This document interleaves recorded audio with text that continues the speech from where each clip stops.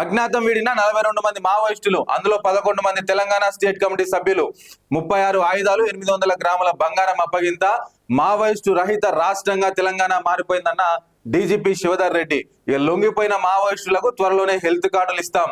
గణపతి సహా 5గురు జనజీవన స్రవంతిలో కలవాలని పిలిపించిండు డీజీపీ శివధర్ రెడ్డి.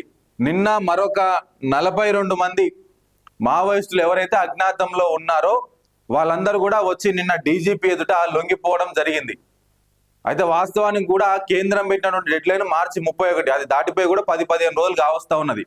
కానీ గతంలో ఇదే డీజీపీ శివధర్ రెడ్డిని మనం కూడా అడిగినాము. అప్పుడు ఆ ప్రశ్న అడిగినప్పుడు ఆయన ఏమన్నాడు అని అంటే, మార్చి 31తో మాకు సంబంధం లేదు, 31 అయిపోయిన తర్వాత కూడా ఈ ప్రక్రియ కొనసాగుతూనే ఉంటది, మొత్తం మావోయిస్టులందరూ కూడా వచ్చి లొంగిపోయేంత వరకు మా ప్రక్రియ మా పని మేము చేస్తూనే ఉంటామని చెప్పిండు.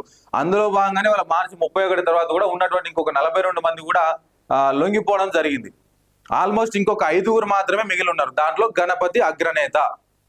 అయితే నిన్న డీజీపీ శివధర్ రెడ్డి అదేవిధంగా లొంగిపోయిన మావోయిస్టులు కూడా మాట్లాడుతూ ఏమన్నారు అంటే, వాళ్ళ వర్షన్ ఏంటంటే, మేము లొంగిపోలేదు, మేము మా దారిలో మేము వెళ్తుంటే పోలీసులు అరెస్ట్ చేసి మమ్మల్ని తీసుకొచ్చి లొంగుబాటులాగా చూపిస్తున్నారు అంటాడు. ఇదే మాట డీజీపీ శివధర్ రెడ్డిని అడిగితే ఏమంటాడు, వాళ్ళు మాకు దొరికినరండి, దొరికిపోయినప్పుడు మరి లొంగిపోకపోతే ఏమంటారు, దాన్ని మరి నాకే తెలియదు, వాళ్ళే చెప్పాలని చెప్పేసి మళ్ళీ శివధర్ రెడ్డి మాట్లాడతాడు.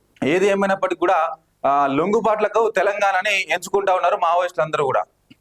ఇక్కడ వాళ్ళకి ఇచ్చేటువంటి ఫెసిలిటీస్ విషయంలో కావచ్చు, వాళ్ళకి ఇచ్చేటువంటి రాయితీల విషయంలో కావచ్చు, వాళ్ళకి ఇచ్చేటువంటి ఎక్స్గ్రేషియా విషయంలో కావచ్చు, ఇట్లా వీటన్నిటిని అంటే పక్క రాష్ట్రాలతో పోల్చుకుంటే తెలంగాణ కాస్త బెటర్ గా ఉన్నది.